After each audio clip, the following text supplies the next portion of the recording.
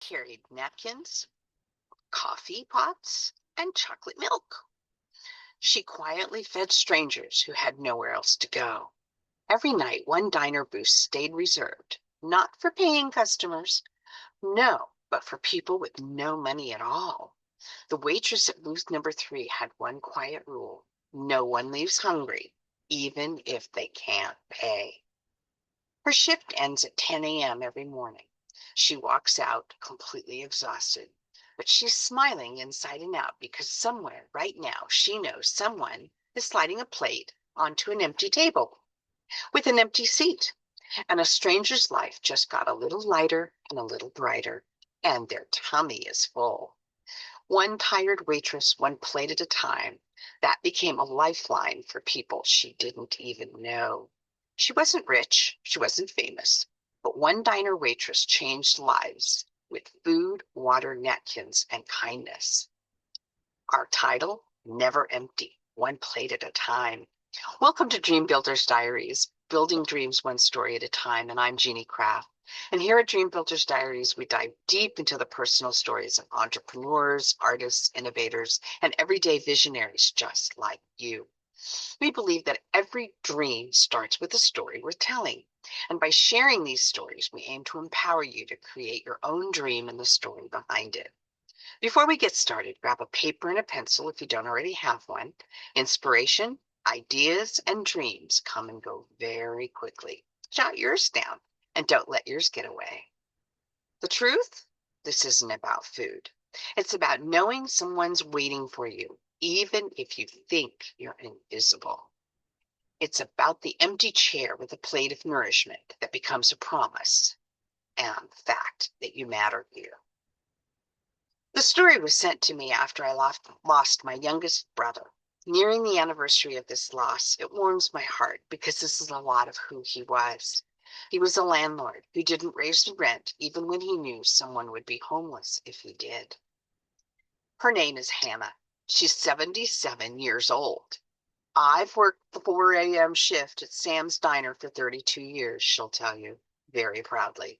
Not because I need the money. My pension and my Social Security are just fine. But the night shift, it feels like my shift. It feels like home. You see, I live alone, and sometimes the quiet is a bit much.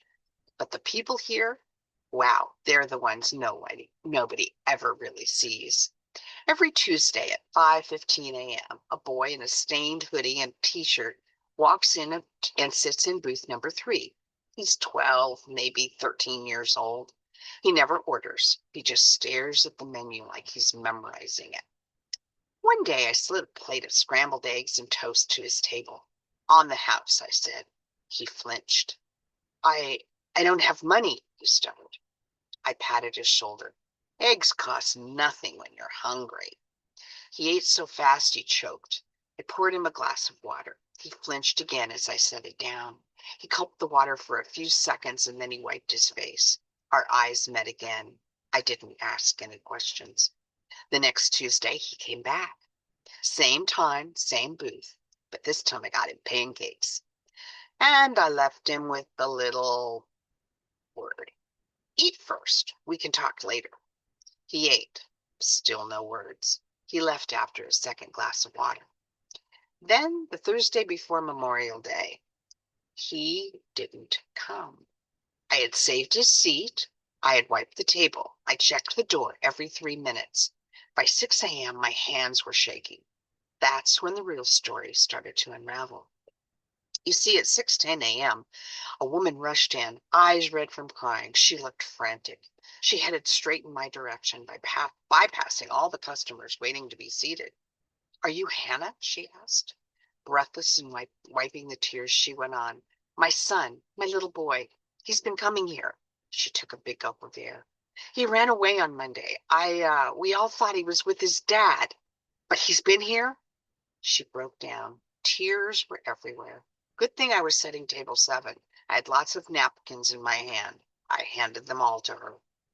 As she wiped her nose, I noticed she wiped her face with the same motions as I had seen her son do. That is, after the pancake syrup. I don't think he's eaten in 2 days. You see, I lost my job. We're sleeping in the car. Her voice drifted to a whisper. and there's no child support. The tears flowed like a mountain spring at that moment. I didn't hesitate.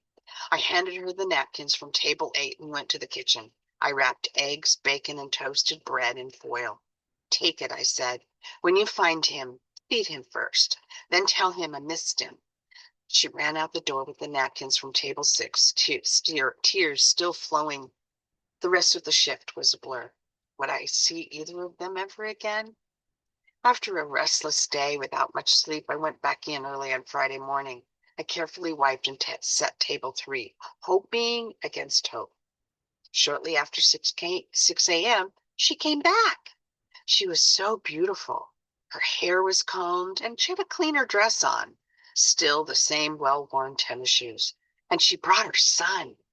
He climbed into booth 3, and I was so happy. I went directly to the beverage station. I got him a chocolate milk, and I got her a cup of coffee. After saving most of the chocolatey goodness, he finally looked at me. Thank you, he whispered.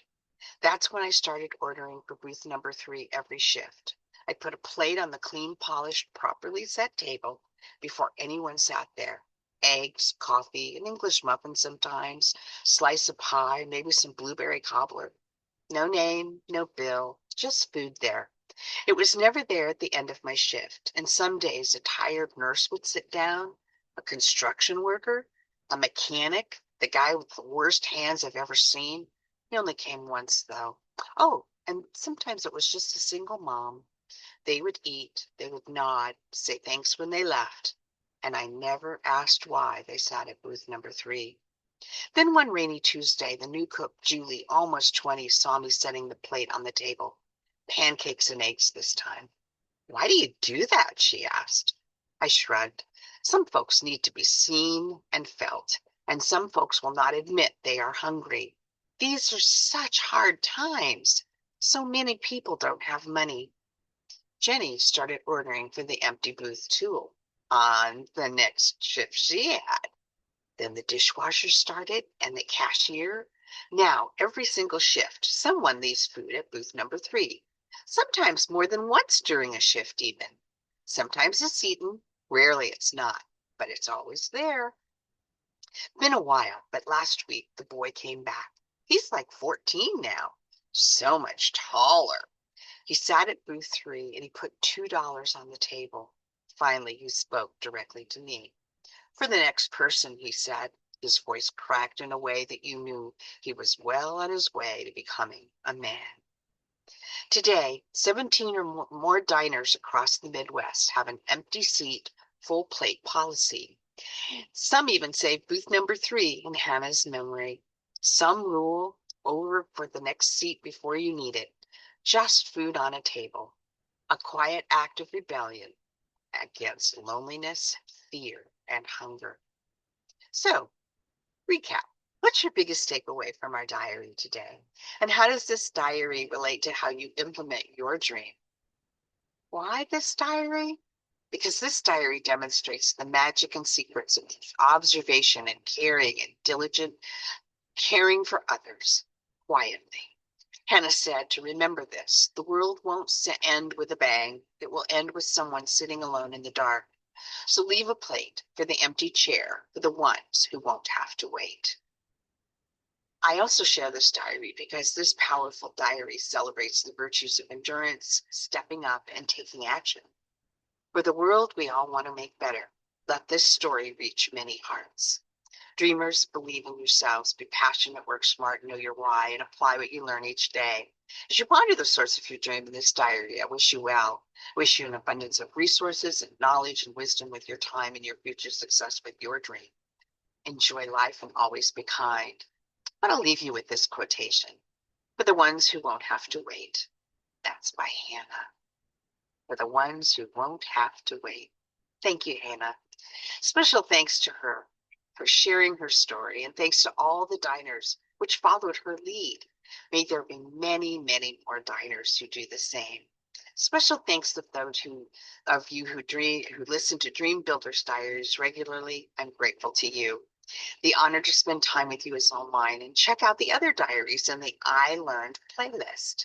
So if you don't have it yet, get your 90-Day Dream Builder's Diary by Jeannie Craft on Amazon. Like and share this diary. Subscribe for more. Contact us to share your story.